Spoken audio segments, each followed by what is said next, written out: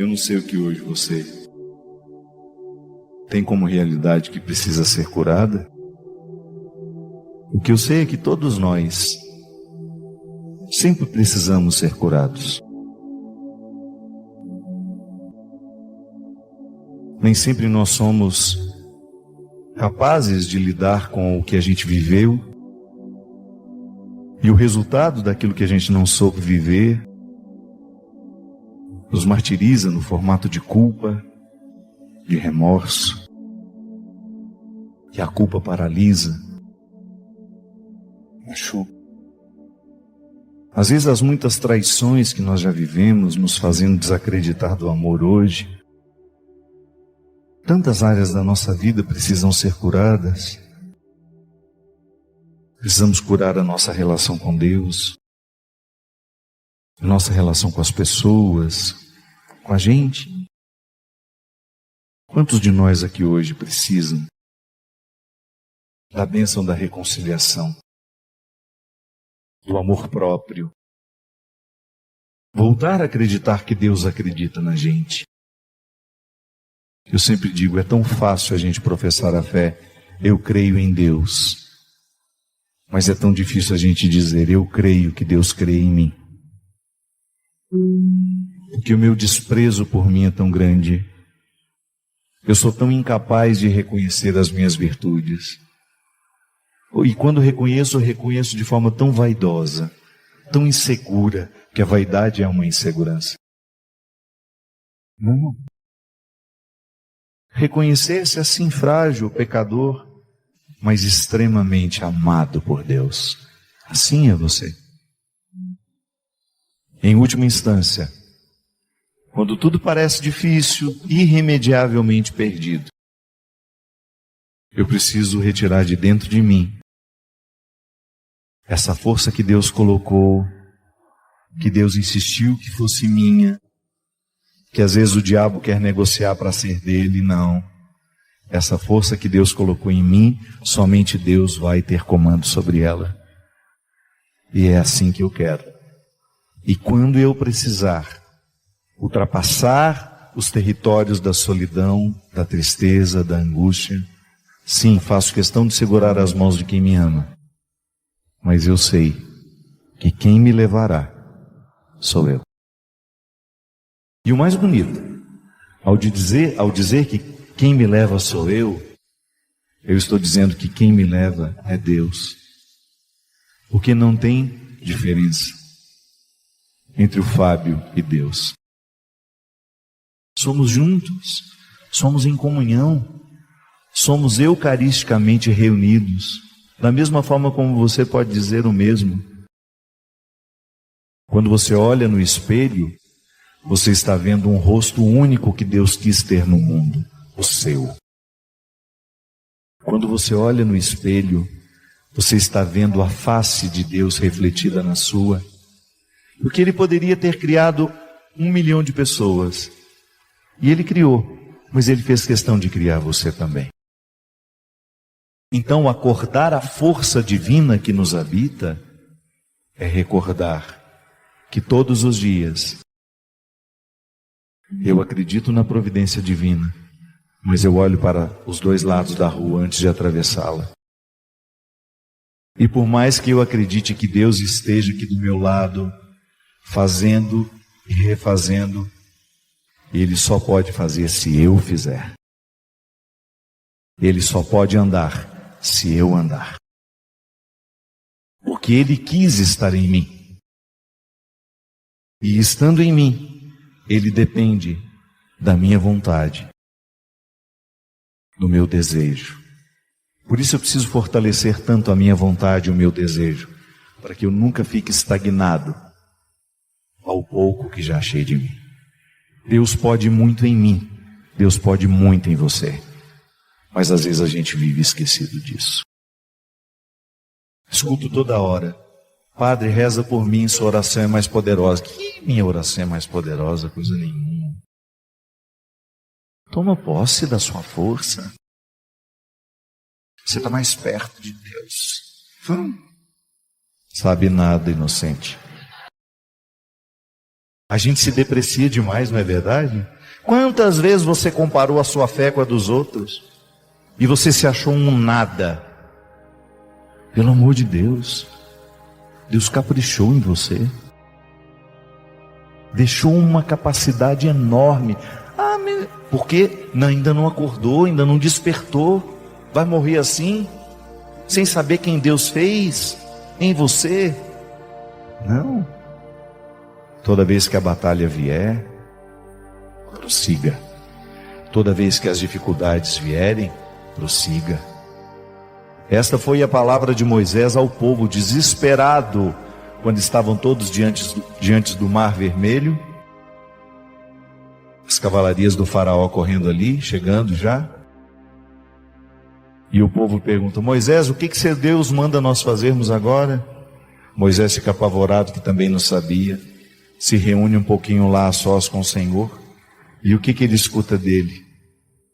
Diga ao povo que caminhe, Moisés. Deus não deu a garantia da facilidade. Seria tão mais bonito nesse falar: não, manda o povo caminhar que eu vou abrir o mar. Ele falou isso? Não. Ele não falou que iria abrir o mar. Ele só falou: diga ao povo que caminhe. E o povo caminhou. Quando pôs os pés na água, sem saber o que ia fazer, o milagre aconteceu. É assim. A força de Deus passa o tempo todo pela nossa força. É a maior riqueza que nós podemos ter na vida. É estar diante de alguém que nos permita a verdade. Que nos permita a verdade, pessoal. É tão difícil, né? É tão difícil alguém que tolere a nossa verdade. Nós estamos tão acostumados a ficar maquiados e mascarados para que o outro dê conta da gente. Ou para que você seja minimamente aceito, você faz tantas concessões.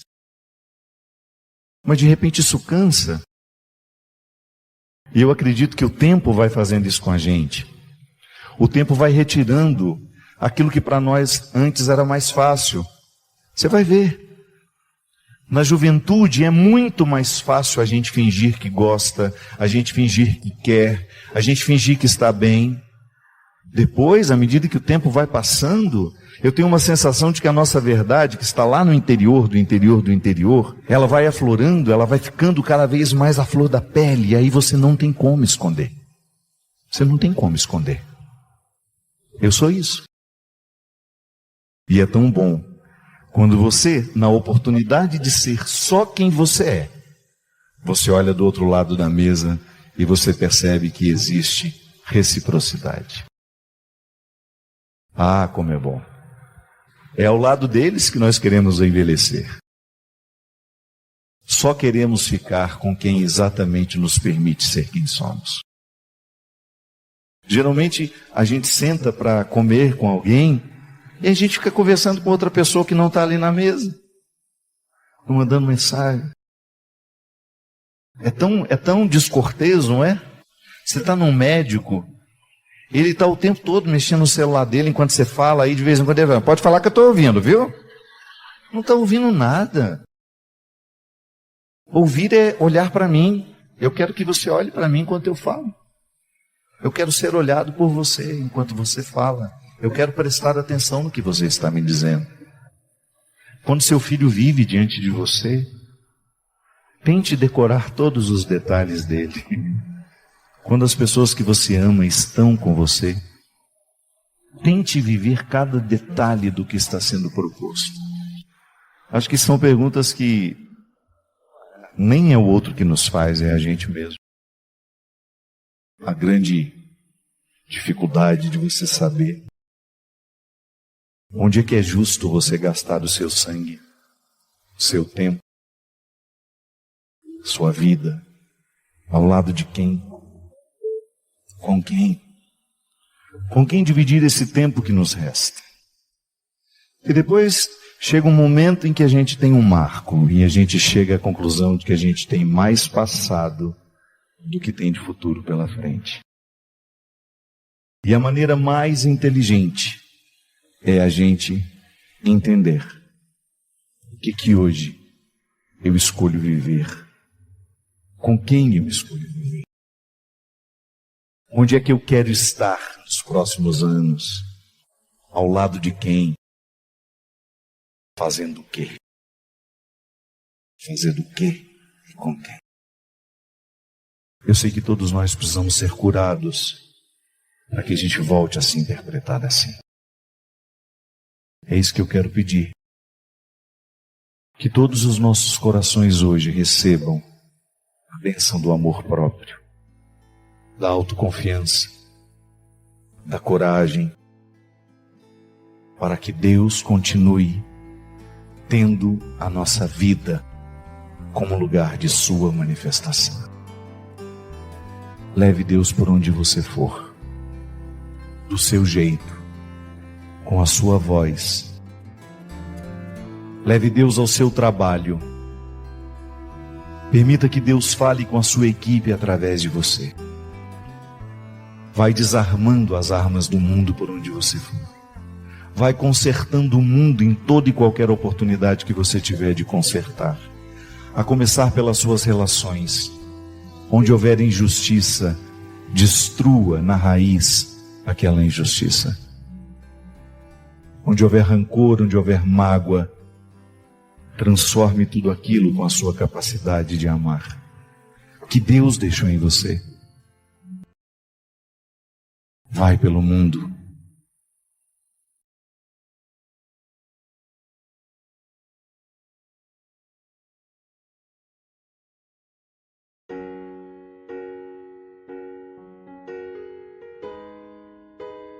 Há desejos que não são conciliáveis.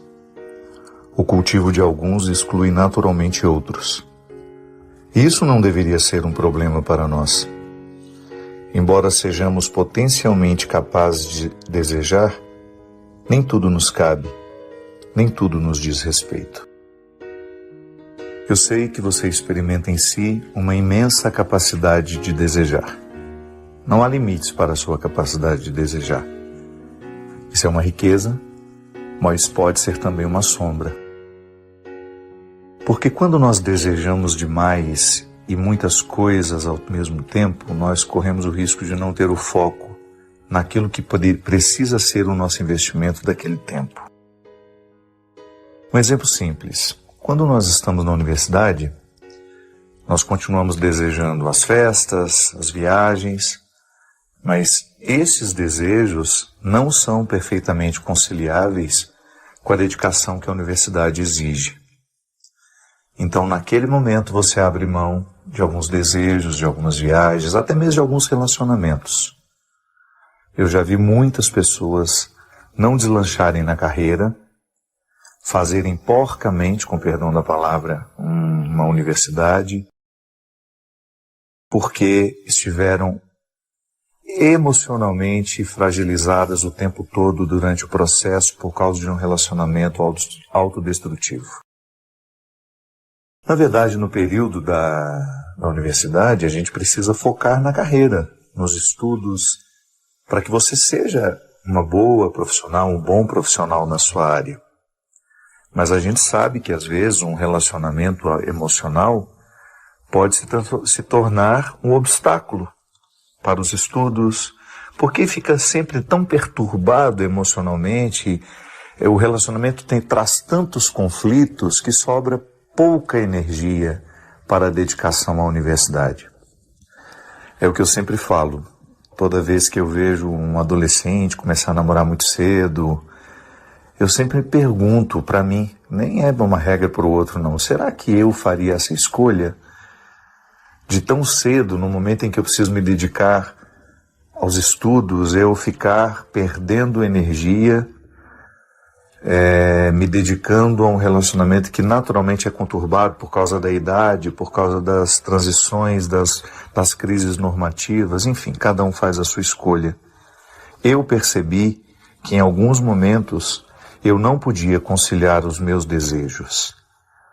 Ou eu focava em um e me dedicava a ele, ou eu me perdia em muitos e não me dedicava a nenhum deles. Preste atenção em si. Como é que você tem se dedicado aos seus desejos? eles têm favorecido o seu crescimento? Você tem sabido diferenciar? Você tem sabido discernir qual o tempo que deve dedicar a cada um deles? Tem tido coragem de dizer: esse desejo não é conciliável com a minha vida neste momento? Ou ainda não foi capaz de fazer dessas rupturas? Não perca tempo. Quanto mais cedo você identifica o desejo que precisa sobreviver e o desejo que pode esperar, muito mais cedo você inicia um processo de realização humana que mais tarde você vai agradecer. Esse problema da perfeição é tão presente na cultura que, inclusive, ele determina muito as nossas relações amorosas. Na literatura está presente, né? Tristão e Isolda são um grande momento da literatura em que o mito do amor romântico... O que é o amor romântico? É o amor perfeito. É o amor do conto de fadas. É o amor das histórias buriladas, acabadas, para provocar-nos aquela sensação de eternidade. Nossa, como é lindo isso! Mas na hora que nós vamos viver, o amor é tão precário. Por mais que você ame, o amor é tão difícil. Ou eu estou mentindo? Ou não é assim para você? Para mim é. Toda vez que eu preciso amar, eu esbarro naquilo que em mim é coragem, mas esbarro também naquilo que em mim é fraqueza. Às vezes, por mais que eu ame, eu não consigo ser fiel. Por mais que eu ame, eu não consigo manter o compromisso. Por mais que eu ame, eu não sou pontual. Por mais que eu ame, eu acabo falando aquilo que não deveria falar. Por mais que eu ame, sem perceber, eu prejudico a pessoa que eu amo. Então, toda vez que eu estou diante do mito do amor romântico, do amor perfeito, eu identifico que ele não me serve. Não é uma roupa que me veste confortavelmente. E às vezes as pessoas, porque não conseguem corresponder ao que espera de nós o mito do amor romântico, ou que espera de si o mito do amor romântico, desiste até do amor por causa disso. Ou então fica eternamente naquela ilusão de que vai viver uma experiência assim, linda, elaborada, terminada, como nós vemos nos romances, nos contos de fadas. E a gente precisa reconhecer: eu não sou perfeito, mas mesmo assim eu sou incapaz de amar? Não. Mas há uma forma de você aprimorar o seu amor, que nunca será perfeito, mas pode ser santo. É aqui que existem as conversões. É aqui que uma coisa se transforma na outra. E é lindo a gente perceber. Sede santos como o vosso Pai do céu é santo. Em algumas traduções, sede perfeitos como o vosso Pai do céu é perfeito. Não é o conceito de perfeição que serve à vida humana. Teresinha não foi uma mulher perfeita. Francisco não foi um homem perfeito, mas foram santos. Significa que eles conseguiram, nos recursos que tinham, a partir dos recursos que tinham, elaborar cada vez mais, de uma forma mais aprimorada, aquilo que eles... Ser de si. Somente depois ser dos outros. Quem se dá sem se ter, quem se oferece sem se possuir, inevitavelmente viverá buscando-se nos outros. Ter-se. Depois disso tudo faz sentido, porque descobrimos que ninguém nos deve absolutamente nada. Eu creio que esse seja o exercício diário, que nós começamos desde o momento em que nós tomamos consciência do grande papel que nós precisamos exercer no mundo. O maior desafio, ser você mesmo. E ser você mesmo consiste em conquistar-se, conhecer-se cada vez mais, saber como funcionam os seus mecanismos, como funcionam as suas regras, conhecer bem o seu estatuto, ser seu, tomar posse de tudo aquilo que lhe pertence, suas qualidades, seus defeitos, suas possibilidades, seus limites. E a partir disso, oferecer-se aos outros. Mas só pode se oferecer aquele que antes. Esse é o dever de casa de todo dia, ter-se. Ser cada vez mais proprietário de si mesmo. Não permitir que os outros venham manipular, modificar a sua pertença. Que a sua busca seja diária, para ser de si mesmo, de si mesmo. Para que aquilo que você oferece aos outros tenha qualidade. É tão interessante você ver uma pessoa na posse de suas possibilidades, de seus limites, de toda a grandeza que consiste o ser humano. É tão bonito você ver uma pessoa inteira. Ela se oferece e ela nem se preocupa se vai receber alguma coisa em troca, porque ela conhece o valor que existe em oferecer. Ela é dona de si. Ela sabe o que quer. Ela não vai ficar presa em picuinhas, em ofensas. Ela não vai ficar perdendo tempo com aquilo que não a edifica, porque ela é dona de si. Ela sabe o que quer. Ela sabe para onde vai. E ela pode dar muita contribuição ao mundo, porque quem se tem, quem se possui, certamente se oferece com muito mais qualidade àqueles que dela precisam. Muitas vezes nós somos ingênuos e queremos que Deus venha resolver todos os nossos problemas, mas não fazemos a nossa parte. Eu me recordo que um dos aprendizados mais bonitos que eu fiz na minha vida foi o dia que eu descobri que o amor verdadeiro, aquele que nos aplica alguma forma de crescimento, ele sempre é colocado, ele é feito, ele é exercido a partir daquilo que a criatura amada recebe de cuidados, mas também recebe de responsabilidade. De maneira que nós podemos identificar as pessoas que nos amam assim. Elas cuidam de nós, mas elas nunca vão retirar de nós a responsabilidade daquilo que a gente precisa fazer. O amor de verdade, aquele que nos amadurece para a vida, é o que nos coloca na perspectiva do dom, mas também da tarefa. Você não pode acreditar no amor de uma pessoa que só lhe entrega e ao mesmo tempo não lhe cobra nada, da mesma forma como você também não pode acreditar no amor de quem somente cobra. Há o espaço da gratuidade, mas a gratuidade nos leva, pela própria maturidade que o amor nos conduz, a também exigir. Amor é exigência. Aliás, muitos pais erram justamente porque acham que o amor é só gratuidade.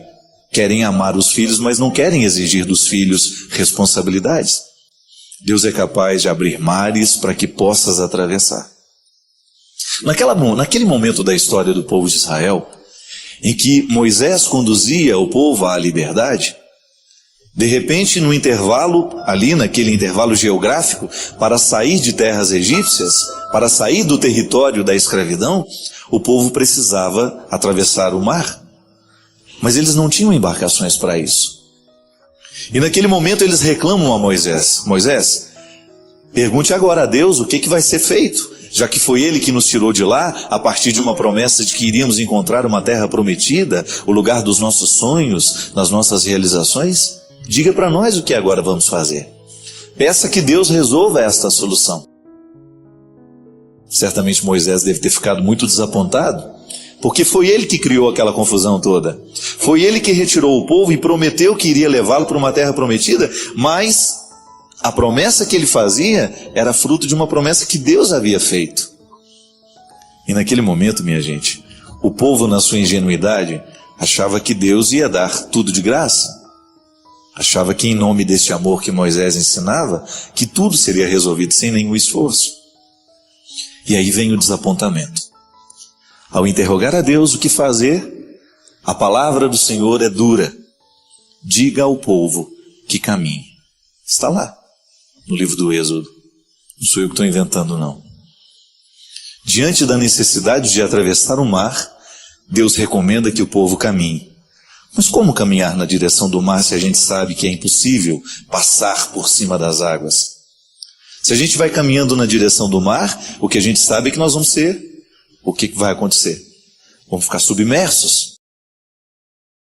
Mas naquela frase, naquele imperativo, naquela expressão, estava a parte do milagre que o povo precisava realizar. E à medida em que o povo foi colocando os pés nas águas, o desafio foi sendo vencido. E foram passando pelo mar sem que a morte o resgatasse o povo. Interessante, minha gente, a gente descobrir que na vida a metáfora do mar que se abre pode ser aplicada o tempo todo na nossa história. Porque nós também precisamos muitas vezes de alguns milagres que Deus só pode fazer à medida em que a gente ajuda. É a divina participação humana abraçando a vontade de Deus para a história. Eu costumo dizer que uma religião só pode ser transformadora à medida em que ela se transmuda em atitudes, à medida em que ela é transformada em gestos concretos. Se eu digo que amo a Deus, mas sou incapaz de viver a solidariedade no mundo de hoje, esse amor que eu tenho a Deus não serve para nada. Porque o que verdadeiramente agrada a Deus não são os meus braços estendidos em orações e ritos. O que agrada é o momento em que eu o represento legitimamente aqui nessa terra. Quando eu me torno um sacramento da presença dele, quando eu me disponho a viver no hoje da história, no hoje deste tempo, tudo aquilo que eu sei que Deus faria se estivesse aqui como eu posso estar. É a participação humana. Eu sou local, eu sou tenda onde esse Deus se arma, onde esse Deus fica presente na história. É a nossa responsabilidade. Muitas vezes nós somos ingênuos e queremos que Deus venha resolver todos os nossos problemas, mas não fazemos a nossa parte. Já dizia o grande sábio, nós só temos o direito de esperar pelo impossível depois de termos feito tudo o que nos foi possível. Antes disso, não temos o direito de esperar pelo impossível. Não. Milagres costumam acontecer a partir dessa parceria entre céu e terra. Ao socorrer a fome de quem está do meu lado, é Deus que está realizando o milagre. Ao estabelecer a ponte com aqueles que estão na miséria, ao atravessar o conforto da minha casa e chegar ao lugar da necessidade do outro, e ir lá para socorrer o que sofre, o que está doente, a visita que faço no hospital, o momento em que eu saio de mim, do meu mundo, e vou ao encontro de pessoas que estão precisando dessa presença de Deus, é o milagre se concretizando. É a divina participação humana. Bonito isso, não é verdade? Pensar que na ação de Deus há sempre a solicitação da participação humana. E que Deus perde no momento em que eu desisto. Deus não age no momento em que eu cruzo os braços. Não é porque Ele não quer agir. Porque a teologia nos ensina que a graça de Deus não deixa de ser derramada um minuto sequer sobre a humanidade. Mas Deus não nos obriga a nada. Tem que nascer do nosso desejo, tem que nascer da nossa liberdade esta ação, esse movimento que faz com que a vida possa ser melhor. Que faz com que esse espaço humano possa ser o lugar da ação de Deus. Eu não sei se você tem mares para atravessar, eu tenho alguns por aqui. Pode ser que nessa noite nós hoje, todos, sem exceção, olha, eu estou com um marzinho aí que Deus se pudesse abrir para... Na verdade, o esforço humano é que possibilita também, porque até é interessante a gente entender isso, porque até o esforço humano para o milagre já é fruto de Deus em nós. É consequência. Eu não ajo sozinho. A minha bondade é alimentada pela bondade de Deus. É porque eu aceitei, então o bem dele encontra lugar em mim. E hoje pode ser que você esteja aí, com uma situação precisando ser resolvida, esperando pelo impossível, mas aí você descobre que você ainda não fez tudo o que era possível. E que você não tem o direito de ir dormir hoje sem ter feito a parte do impossível que depende de você. Vamos ajudar Deus que nos ajudar, não é assim? A gente tem que ajudar essa ajuda de Deus em nós. Tome iniciativas, mude a vida, faça, movimente. Busque aquilo que você pode fazer hoje para que a transformação aconteça. Não queira um milagre que você não ajudou a preparar. É como se nós estivéssemos todos juntos preparando uma festa e cada um tem uma atribuição específica. E aquele que negligencia a atribuição que tem, ele perde o direito de participar da alegria. A vida é a mesma coisa, minha gente. A vida em Deus tem que nos propor a mesma perspectiva. Vamos parar de viver essa ilusão, esta religião que nos aliena, que joga tudo para cima e que esquece que há uma realidade humana que precisa ser trabalhada. Deus só vai ter chance em mim à medida em que eu humanamente me disponho a ser melhor. Eu não nasci para ser anjo, eu nasci para ser humano. E é nesta humanidade que o divino quer se manifestar. O processo encarnatório, a vinda de Deus na Terra, através do seu Filho Jesus, é para nos mostrar isso. É humanidade. Humanidade que acerta, que erra, mas que nesse dia a dia vai buscando o caminho melhor. Acertar o lugar, acertar o alvo. Abrir o mar que precisa ser aberto. Mas para que o milagre aconteça, a gente precisa colocar o pé na água. Diga ao povo que caminhe. Como se eu pudesse escutar isso hoje de novo, e com a mesma ousadia de Moisés dizer a você, caminhe, fique parado não. Coloque os seus pés neste mar que te assusta. E pode ter certeza que a graça de Deus nos auxilia para que tudo seja feito da melhor forma. Se não foi do jeito que a gente queria, pode ser que não seria melhor para nós. Às vezes eu fico chateado com as coisas somente 5 minutos e não deixo que fique mais. Porque se eu fico chateado durante muito tempo por aquilo que não aconteceu, eu perco a oportunidade de ver o bom da vida que está acontecendo agora. Às vezes o mar não abriu porque não era a hora, às vezes o mar não abriu porque não era aquele caminho, tinha que abrir por outro lado, e a gente vai descobrindo. E este lugar onde a gente vai atravessar no mar é somente a partir da reflexão, da busca pelo possível, para que depois se manifeste em nós.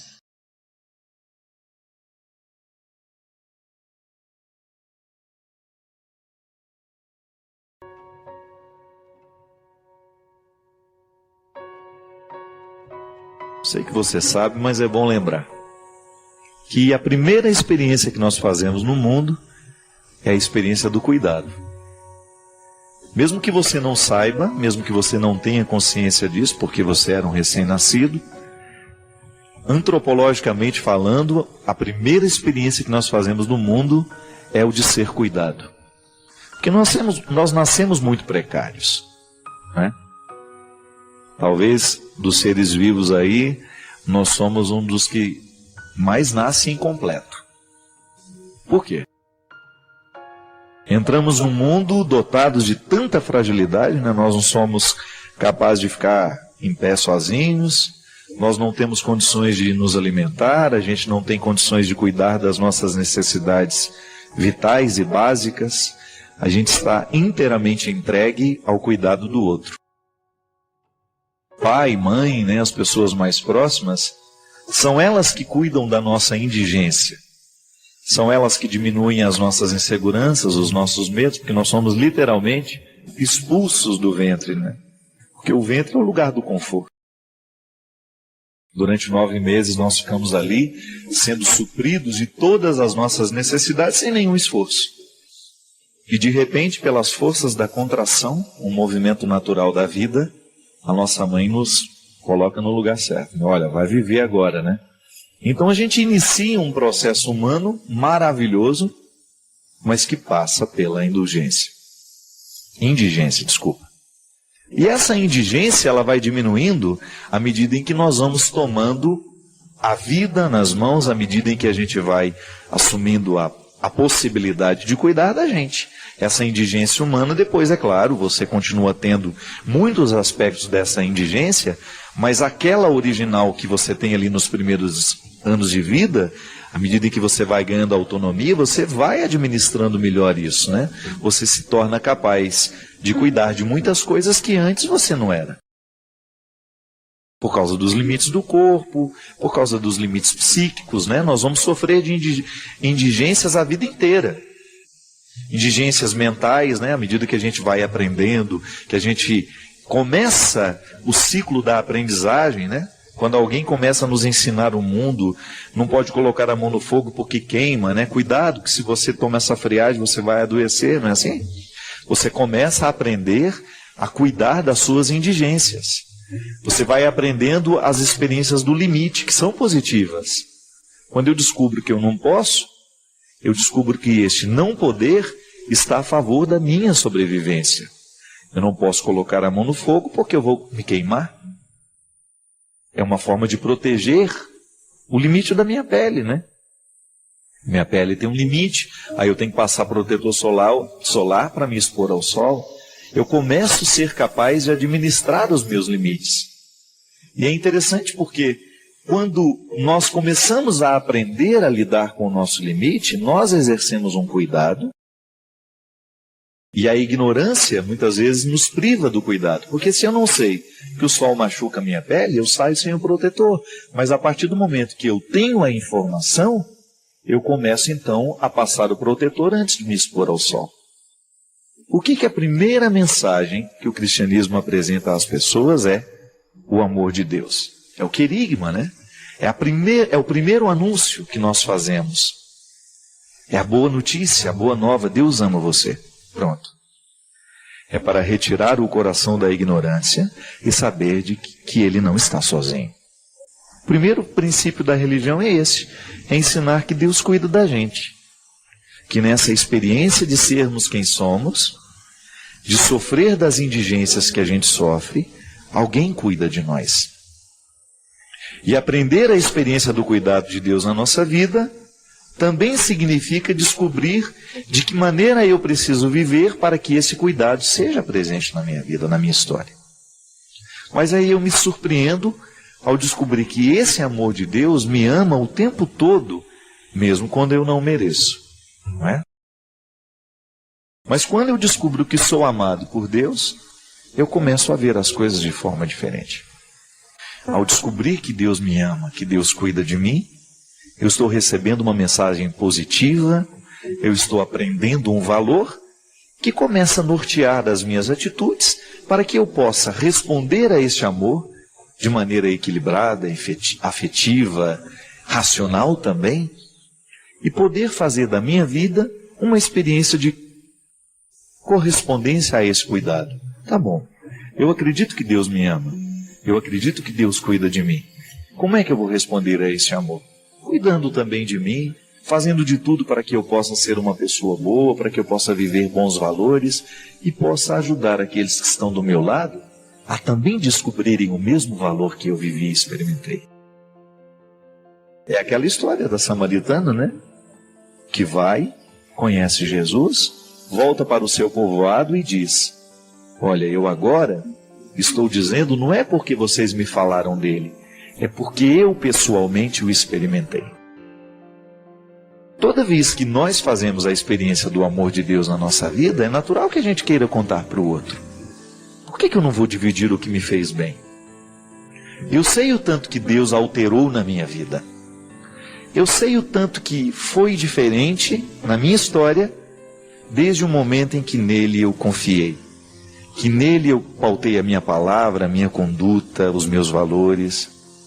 Desde que nele eu comecei a viver e incorporei aquilo que para mim era uma consonância direta com aquilo que ele me pedia, na minha vida, nos meus limites, nas minhas possibilidades, e comecei a viver segundo esse amor que me ama. Então a minha vida precisa ser uma resposta ao amor que me ama. Responder ao amor que me ama com as minhas atitudes, com o meu jeito de ser, com a minha missão, com o meu trabalho, com a minha solidariedade. É o mesmo que hoje você é convidado a viver também. Talvez essa mensagem já tenha chegado tantas vezes no seu coração, mas será que ela já surtiu o efeito que ela pode surtir? É como uma planta que recebe um adubo, mas ainda não foi totalmente beneficiada pela força que aquele adubo tem, porque existe um tempo para aquilo acontecer, para fazer crescer. Pode ser que você ainda não esteja se beneficiando de saber essa verdade. Ou ainda sabe de um jeito que ainda não transformou, não é? Porque às vezes é assim. Às vezes nós temos a informação, mas a informação ainda não transformou a nossa conduta. Já não é mais ignorante no conhecimento, mas ainda é ignorante na prática. Deus ama você. Isso tem repercussões muito sérias na vida de uma pessoa. A pessoa que se sente amada por Deus começa a viver a vida de forma muito diferente. Vai pensar duas vezes antes de optar por aquilo que a destrói. Por quê? Sabe-se criatura amada. A criatura que se sente amada não vai renunciar ao paraíso. Pode observar isso na sua vida. Em muitos momentos, talvez os mais definitivos, os mais decisivos do nosso processo de autodestruição, do meu e do seu, foi justamente no momento em que você não estava mais acreditando no amor de Deus por você. Porque essa linguagem religiosa, o amor de Deus por mim, por você, essa linguagem religiosa precisa se desdobrar no nosso dia a dia, minha gente. Isso não é apenas uma frase bonita de efeito para nós usarmos nas nossas pregações, nem nos nossos ritos religiosos. O amor de Deus por mim e por você precisa ser uma realidade concreta no nosso dia a dia. Desdobre o significado do amor a partir da vida humana, descubra o que é verdadeiramente amar e ser amado. É querer o bem do outro. Não é outra coisa. Quer saber se alguém te ama? Se lhe quer bem. Se está fazendo de tudo para que você possa crescer, para que você possa avançar, para que você abandone o território da sua ilusão e chegue realmente ao território da sua realidade, lá onde você pode crescer, onde você pode frutificar. As pessoas que verdadeiramente nos amam, nos querem no lugar certo, ainda que não seja o lugar que ela deseja para nós. Porque às vezes a mãe, no desejo de amar o filho, não permite que ele vá longe, por quê? Porque ela o quer grudado nele. Não é assim. O amor é aquela possibilidade de enviar. Vai ter sempre a possibilidade de retornar. E eu fico muito feliz toda vez que eu vejo as pessoas que eu amo conquistando lugares mais altos, alcançando lugares do coração que antes ela nem sabia que possuía. É o que Deus quer de nós. Quando eu digo que Deus me ama, eu estou firmando um compromisso de crescer como pessoa. Porque eu tenho certeza absoluta, a minha fé me revela isso, que Deus quer o meu melhor. E aí entra o processo da conversão. Se você sabe que Deus quer o seu melhor, você não vai ficar patinando na sua miséria, você não vai se acomodar com seus defeitos. Você vai querer ir além. E essa é a boa notícia que nós temos para dizer todos os dias. O anúncio do Evangelho é: Deus ama você. Então a gente traduz, a gente desdobra isso em realidade humana. Eu acredito que Deus me ama. Então eu acredito que Deus me quer alcançando o melhor lugar da vida. E esse melhor lugar, ele está diretamente ligado à minha realização pessoal, à sua realização. Deus lhe quer feliz. Deus lhe quer realizado, com todas as suas potencialidades sendo utilizadas a seu favor, e não o contrário. Porque quando o seu coração se rende a tudo aquilo que é mesquinho, você paralisa o seu processo de crescimento. Quando você se rende aos vícios, você está paralisando o seu processo de crescimento. Quando você nivela por baixo a sua condição existencial, o diabo está vencendo. Porque o que o diabo quer é o fracasso humano. Diferente de Deus, que quer a realização. Não é mais fácil compreender assim? Deus cuida de mim, Deus me ama e me promove. E atender a esse chamado na minha vida significa estar consciente do processo de transformação que eu terei que viver para que esta realização humana aconteça na minha história. É o que eu desejo para você. Que a cada encontro nosso aqui, nós tenhamos a possibilidade de crescer como pessoas. Que nós tenhamos a oportunidade de avançar para águas mais profundas no nosso autoconhecimento. Que nós tenhamos a possibilidade de tomar posse desse território que Deus já reservou e preparou para mim e para você.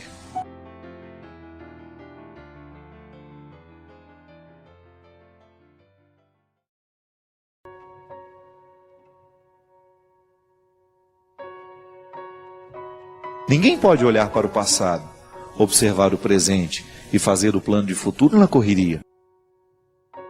E é por isso que a vida cristã combina com reflexão, né? Nós não podemos ser um cristão qualificado se a gente não reflete a própria vida. Então, tenha calma com você. Se você tem dificuldade com as pausas, exercite-se nelas. Comece a olhar mais devagar para o seu jeito de ser. Comece a prestar atenção em você. Na maneira como você trata as pessoas, na maneira como você trabalha, na maneira como você estuda, na maneira como você escolhe ser quem você é. Reflita-se. Seja capaz de colocar para você mesmo, até descrever de vez em quando, quais são os seus maiores defeitos. O que você tem feito para superar cada um deles? Quais são as suas qualidades? E o que você tem feito para fazê-las crescer ainda mais?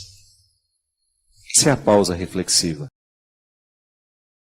É o momento que você tem a oportunidade de qualificar a sua vida. De fazer esse exercício e reconhecer nele um ato religioso. É um rito religioso. Refletir-se à luz de Jesus. Ter a oportunidade de observar-se. Para a partir desta observação, modificar, crescer, avançar, ir além. É o que eu desejo para você. Que hoje, ao observar a sua vida, ao prestar atenção na maneira como você está vivendo, você se comprometa com você. Porque o primeiro a ser beneficiado com a sua mudança não são os outros. Os primeiros não serão os outros. O primeiro a ser beneficiado com tudo aquilo que você vai se proporcionar, mudar, ser melhor, é você mesmo.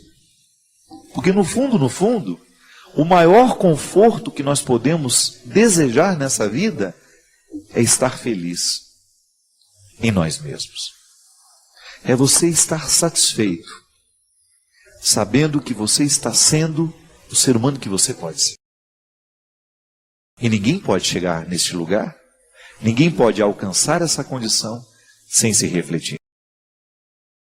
Por isso hoje eu desejo que o olhar de Jesus, ao olhar nos seus olhos, ele possa provocar em você silêncio. Que ele possa provocar em você este desejo de olhar para você mesmo. Sem os seus excessos, viu? Sem as suas mentiras. Às vezes você precisa das suas mentiras para que o outro te olhe melhor. Deus não precisa disso. Jogue fora todas as mentiras que você conta para você mesmo. Todas aquelas explicações que você se dá. Você não precisa delas neste momento. O Deus que te olha, o Deus que te encontra, dispensa toda e qualquer mentira que você tenha contado para você mesmo. É você e sua verdade. É neste território que Deus quer agir. Por pior que seja a sua indigência, por pior que sejam os seus erros, por pior que seja o seu passado, a sua história, nada disso vale agora. Sabe por quê? Porque Deus nos enxerga com olhos de futuro. Ao me encontrar, nessa noite de hoje, ao lhe encontrar, Deus só enxerga o futuro. Não é maravilhoso isso? Pensar que hoje Deus só enxerga futuro em você? Isso é salvação. E se a gente aceitar que Deus nos salva com o seu olhar, um olhar que tem o poder de nos reinaugurar, de nos trazer vida nova. O Senhor esteja convosco. Ele está no meio de nós. Derrame sobre todos nós a sua bênção. Deus Todo-Poderoso, Pai, Filho e Espírito Santo. Às vezes nós temos aquela impressão de que nós estamos fazendo para nós. Não é? Melhor, às vezes nós temos a impressão de que nós estamos fazendo para os outros, mas não é para nós. Repare nas suas necessidades. Você tem necessidades. Não adianta você querer oferecer ao outro uma solução se antes você não experimentou. Nós somos o lugar onde nós experimentamos a vida, minha gente. Eu preciso o tempo todo de palavras que pastoreiem a minha alma, porque muito facilmente eu fico nas facilidades do egoísmo. Muitas vezes eu fico nos vícios de uma vida desregrada, infeliz. Às vezes eu tenho uma habilidade enorme de ser o meu pior inimigo. Quantas vezes você foi o pior inimigo? O seu pior inimigo. Quantas vezes você teve aquela ilusão de que os outros é que lhe podiam destruir? Não é não. Porque em última instância é você que vai acolher a voz ou vai rejeitá-la. Aquilo que está sendo dito por fora, se você acolhe dentro de você, aí você se transforma em seu inimigo. Se aquilo que está sendo dito é ruim, você guarda. Nós somos muitas vezes traumatizados assim, né? Porque nós somos crianças. O pai, diante de uma dificuldade que você teve, chama você de burro. A palavra do seu pai é tão importante para você que você acredita que você é burro. E às vezes você passa uma vida inteira desperdiçando a sua inteligência, porque naquele momento da vida você acreditou no que o seu pai disse. Você não conseguiu desabrochar a sua inteligência porque você acreditou que seu pai disse que você era burro e você ficou. Não pode. Não pode, você não pode cometer esse crime contra você. A voz que pastoreia é aquela voz que nos chama para o amadurecimento, para o desabrochar de tudo aquilo que em nós é maravilhoso, minha gente. Por isso que eu preciso ter um pastor amigo, um amigo pastor. Eu tenho um pastor amigo, que é o pastor Caio Fábio, que é um homem que participa mesmo da minha vida. E ele é um amigo pastor. Eu trouxe para a minha vida, pela autoridade espiritual que ele tem, um homem que eu conheço, que eu identifico muito próximo da verdade, da sabedoria evangélica, e eu quero ele comigo, porque ele é meu amigo. Ou pessoas simples no meu dia a dia, que tem palavras proféticas na minha história, como a tia Ju. Pai Fábio, o senhor tem poder de cura. Quantas vezes eu já pensei nisso, mas a palavra dela ontem para mim confirmou aquilo que de alguma forma eu já sei. Preste atenção no que os que te amam lhe dizem. Você pode observar que muitas destruições acontecem na nossa vida quando nós paramos de ouvir as pessoas que nos amam. Ou quando nós trocamos, deixamos de ouvir as pessoas que nos amam para ouvir aqueles que acabaram de chegar. Quantas vezes nos nossos relacionamentos a gente se destrói porque a gente deixou de ouvir as pessoas que nos amam? A infidelidade entre casais acontece muito nesse momento. Quando a gente deixa de ouvir o outro. Quando a voz do outro deixa de acordar o significado que a gente sabe que ele tem na nossa vida. E depois que você cai na traição, que você cai no sentimento de fracasso, o que mais lhe dói é isso. Em algum momento eu ouvi. Em algum momento eu ouvi. Muito mais a voz que não me amava. E ao ouvir a voz que não me amava, eu me transformei num ser humano que eu não gostaria de ser. Infiel, trapaceador, incapaz de viver o que há de mais sólido e bonito dentro das relações que eu estabeleci. Eu começo a morar fora de mim. Porque as vozes que eu estou ouvindo não me chamam para dentro de mim, elas me expulsam. Ou as vozes que eu estou ouvindo ajudam a me edificar as moradas do pecado. Ou então a voz que eu estou ouvindo, ela aguça aquilo que em mim é mais sórdido, mais pecaminoso. E não é à toa que a gente tem aquele ditado, né? Diga-me com quem tu andas, e eu direi quem és. Eu modificaria. Que Jesus andou com muita gente ruim e não se transformou nelas. Diga-me quem tu ouves. Que às vezes você pode estar trabalhando com uma pessoa que você sabe que é ruim. Você anda com ela, mas você não permite as influências ruins dela sobre você. Porque a voz não te chama, a voz não repercute dentro de você. Quando ela chega, ela não produz frutos. Então a voz que nos pastoreia, Se você quiser prestar atenção na qualidade da sua vida, é só você prestar atenção a quem você escuta. Quem tem influência sobre você? Quais são as vozes que despertam as suas vozes interiores? Às vezes nós temos aquela impressão de que nós estamos fazendo para nós, não é? Melhor, às vezes nós temos a impressão de que nós estamos fazendo para os outros, mas não é para nós. Repare nas suas necessidades. Você tem necessidades. Não adianta você querer oferecer ao outro uma solução se antes você não experimentou. Nós somos o lugar onde nós experimentamos a vida, minha gente. Eu preciso o tempo todo de palavras que pastoreiem a minha alma, porque muito facilmente eu fico nas facilidades do egoísmo. Muitas vezes eu fico nos vícios de uma vida desregrada, infeliz. Às vezes eu tenho uma habilidade enorme de ser o meu pior inimigo. Quantas vezes você foi o pior inimigo? O seu pior inimigo. Quantas vezes você teve aquela ilusão de que os outros é que lhe podiam destruir? Não é não. Porque em última instância é você que vai acolher a voz ou vai rejeitá-la. Aquilo que está sendo dito por fora, se você acolhe dentro de você, aí você se transforma em seu inimigo. Se aquilo que está sendo dito é ruim, você guarda. Nós somos muitas vezes traumatizados assim, né? Porque nós somos crianças. O pai, diante de uma dificuldade que você teve, chama você de burro. A palavra do seu pai é tão importante para você que você acredita que você é burro. E às vezes você passa uma vida inteira desperdiçando a sua inteligência, porque naquele momento da vida você acreditou no que o seu pai disse. Você não conseguiu desabrochar a sua inteligência porque você acreditou que seu pai disse que você era burro e você ficou. Não pode. Não pode, você não pode cometer esse crime contra você. A voz que pastoreia é aquela voz que nos chama para o amadurecimento, para o desabrochar de tudo aquilo que em nós é maravilhoso, minha gente. Por isso que eu preciso ter um pastor amigo, um amigo pastor. Eu tenho um pastor amigo, que é o pastor Caio Fábio, que é um homem que participa mesmo da minha vida. E ele é um amigo pastor.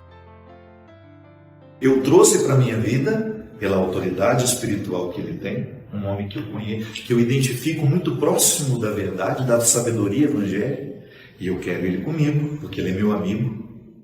Ou pessoas simples no meu dia a dia, que tem palavras proféticas na minha história, como a tia Ju. Pai Fábio, o senhor tem poder de cura. Quantas vezes eu já pensei nisso, mas a palavra dela ontem para mim confirmou aquilo que de alguma forma eu já sei. Preste atenção no que os que te amam lhe dizem. Você pode observar que muitas destruições acontecem na nossa vida quando nós paramos de ouvir as pessoas que nos amam. Ou quando nós trocamos, deixamos de ouvir as pessoas que nos amam para ouvir aqueles que acabaram de chegar. Quantas vezes nos nossos relacionamentos a gente se destrói porque a gente deixou de ouvir as pessoas que nos amam? A infidelidade entre casais acontece muito nesse momento. Quando a gente deixa de ouvir o outro. Quando a voz do outro deixa de acordar o significado que a gente sabe que ele tem na nossa vida. E depois que você cai na traição, que você cai no sentimento de fracasso, o que mais lhe dói é isso. Em algum momento eu ouvi. Em algum momento eu ouvi muito mais a voz que não me amava. E ao ouvir a voz que não me amava, eu me transformei num ser humano que eu não gostaria de ser. Infiel, trapaceador, incapaz de viver o que há de mais sólido e bonito dentro das relações que eu estabeleci. Eu começo a morar fora de mim, porque as vozes que eu estou ouvindo não me chamam para dentro de mim, elas me expulsam. Ou as vozes que eu estou ouvindo ajudam a me edificar as moradas do pecado. Ou então a voz que eu estou ouvindo, ela aguça aquilo que em mim é mais sórdido, mais pecaminoso. E não é à toa que a gente tem aquele ditado, né? Diga-me com quem tu andas, e eu direi quem és. Eu modificaria que Jesus andou com muita gente ruim e não se transformou nelas. Diga-me quem tu ouves. Que às vezes você pode estar trabalhando com uma pessoa que você sabe que é ruim. Você anda com ela, mas você não permite as influências ruins dela sobre você. Porque a voz não te chama, a voz não repercute dentro de você. Quando ela chega, ela não produz frutos. Então, a voz que nos pastoreia. Se você quiser prestar atenção na qualidade da sua vida, é só você prestar atenção a quem você escuta. Quem tem influência sobre você? Quais são as vozes que despertam as suas vozes interior?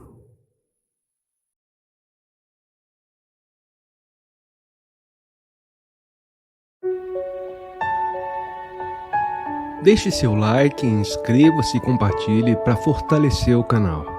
Inscreva seus pedidos de orações nos comentários.